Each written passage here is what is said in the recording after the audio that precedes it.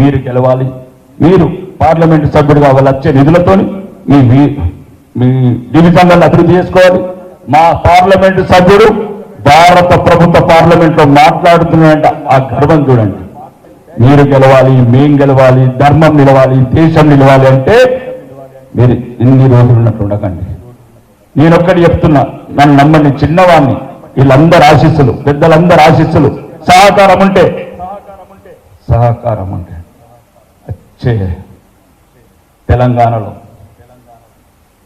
Bharatiya Janata party జెండైన కాషాయ జెండని secretary మీద ఎగరేయకపోతే చూడండి, యుద్ధం. ఎన్ని రోజులు ఇళ్ల మీద ఎగరేస్తారు? ఎగరేయండి సెక్రటరీ మీద, ఎగరేయండి తెలంగాణ అసెంబ్లీ మీద. ఎన్నప్పుడు కండోలు వేసుకుంటారు? గవర్నర్ ముందు కూర్చోండి, డీజీపీల చిక్కడ కూర్చోవాలి.